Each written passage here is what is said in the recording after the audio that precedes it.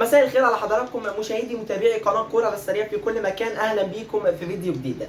هتتابع حضرتك في الفيديو ده كل الاخبار والكواليس الاخيره والحصريات التي تخص الميركاتو الصيفي وما يخص الاهلي والزمالك في الميركاتو الصيفي في الكره المصريه. في اقتراح اخر عن حسين الشحات ان حسين الشحات يطلع اعاره للحصول على المقابل المادي المغري، ولكن كولر قال لك ان حسين الشحات هذه هي افضل فتره ليه بشكل عام في كره القدم، وانا محتاجه في الوقت الحالي. هتطلعه اعاره عشان ترضيه ويكون يعني يجدد ويطلع اعاره عشان ياخد مقابل مادي وما يعترضش على بنود النادي الاهلي والكلام ده. كولر قال لك لا، هذا الموسم انا محتاج 100% ان حسين الشحات يكون معي.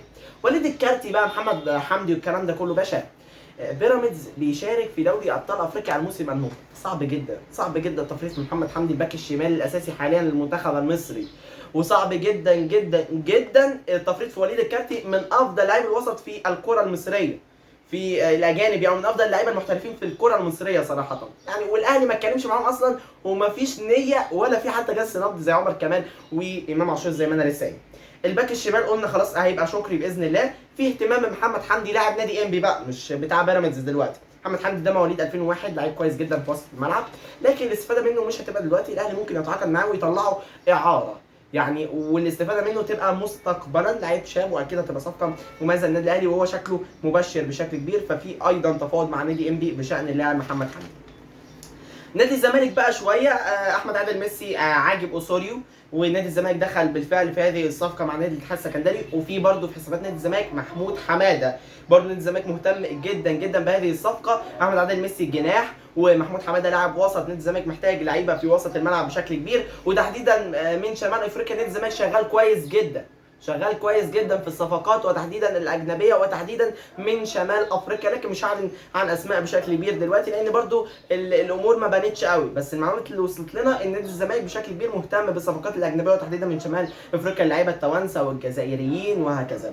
الجزيري هيمدد ل 2025 خلاص، هو موافق وعايز يقعد مع نادي الزمالك، واوسوريو بتوصيه منه. الزمالك هيمدد للجزيري، وسيف فاروق جعفر هيستمر. يوسف اسامه نبيه هو اللي هيروح بيراميدز بالفعل، لكن سيف فاروق جعفر بشكل كبير الطلبات الماليه هتتحقق وهيجدد مع نادي الزمالك. عايز اقول لك بقى في شركه تسويق فرنسيه عرض على النادي الاهلي تسويق اللاعب مروان عطيه بمبلغ لا يقل عن 5 مليون يورو. الاهلي قفل قدامها الباب بشكل كبير يعني، واعتقد الاهلي مش هيوافق اطلاقا على هذه العروض ان هم يسوقوه ب 5 مليون يورو. مبلغ كبير بس انت لسه جايبه ولسه ما استفدتش منه الاستفاده الكبرى، وهو لعيب مهم جدا في النادي الاهلي في الوقت الحالي. عايز بقى اكلمك شويه عن الجلاصي وتصريحاته بالامس. بيقول لك ان في نادي الزمالك الفرصه في المشاركه اكبر بكتير من النادي الاهلي، وان انا اتمنى ان انا اروح نادي الزمالك وعن النادي الاهلي لان نسبه المشاركه هتبقى اكبر في نادي الزمالك والفرصه اكبر والكلام ده كله. يعني هو اعلن عن رغبته انه عايز يروح نادي الزمالك. الياس الجلاصي اللي هو صانع العاب النادي المصري البورسعيدي، لعيب كبير بيلعب في وسط الملعب رقم 8 رقم 10، بيكسر الدنيا في النادي المصري البورسعيدي. بعد هذه الرغبه ونادي الزمالك لو ما حسمش الصفقه يبقى الزمالك خسران وفي مشكله في امر التعاقدات. طبعا المصري ممكن يصعبها الكلام ده، بس ما يصعبها. الياس الجلاصي لعيب كبير، نسخه عبد الله السعيد، نسخه لعيبه لمستها حلوه. فعلا في النادي الاهلي لا، الاهلي بصراحه مش محتاجه ومش هيشارك. يعني عندك قفشه، عندك القندوسي، عندك شويه لعيبه يعني، مروان عطيه لمستهم حلوه في وسط الملعب، وسط الملعب مليان. واكرم توفيق لو رجع برده ممكن يلعب في وسط الملعب. عندك عمار حمدي، عندك الدنيا مليانه الله اكبر. ومطلع محمد محمود اعاره هو وعمار حمدي في الاتحاد. فالجلاصي لازم الزمالك يحسم هذه الصفقه بعد ما اعلن عن رغبته انه ينتقل لنادي الزمالك. تاو قال اتمنى ان اتلقى عرض اوروبي كبير لكن مبسوط في النادي الاهلي. ما تزعلش من هذا الكلام، لكن هو قال لك ان انا مبسوط في النادي الاهلي. لكن الراجل بيقول اكيد بتمنى ان انا يجي لي عرض كبير من اوروبا. عايز اقول لك كمان ان عبد القادر جاله عرض من روسيا، لكن الاهلي قفل قدامه الباب لان المبالغ قليله. وعايز بقى احسم لك موضوع الراحلين عن النادي الاهلي في حته طاهر محمد طاهر. لو الاهلي تعاقد مع جناح يوجد اللعبه في الجناح الايسر الجناح الايمن، لعيب يعني بدل محمد طاهر في مركزه سواء جناح ايسر او جناح ايمن او هكذا.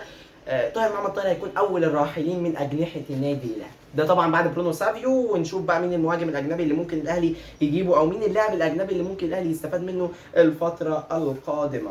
السوبر الافريقي خلاص دي اخر اخبارنا بقى، يعني خبر خارج الصفقات. السوبر الافريقي عايز اقول لك انه اتحدد موعده وموعد القرعه كل حاجه. دوري السوبر الافريقي 8 فرق باذن الله. تصنيف اول الاهلي وداد سان داونز ترجي، تصنيف الثاني بيترو اتلتيكو الانجولي وليس الرجاء المغربي، انيمبا النيجيري، سيمبا التنزاني، مازيمبي الكونغولي. الثمان فرق دول تم اعفائهم من المشاركه في الادوار التمهيديه ويشاركوا على طول من دور المجموعات في دوري ابطال افريقيا بسبب مشاركتهم في دوري السوبر الافريقي، البطوله التي ستنطلق صافرتها واول مبارياتها يوم 20 اكتوبر. القرعه يوم 15/7 يوم 15 يوليو القادم باذن الله، وهتكون القرعه في تنزانيا. وكل التوفيق للنادي الاهلي ممثل مصر في هذه البطوله، وهو بيراميدز اكيد في دوري ابطال افريقيا. كل التوفيق لكل الانديه المصريه الفتره القادمه. انتهى الفيديو بتاعنا النهارده، يا رب يكون عجبكم، والسلام عليكم ورحمه الله وبركاته.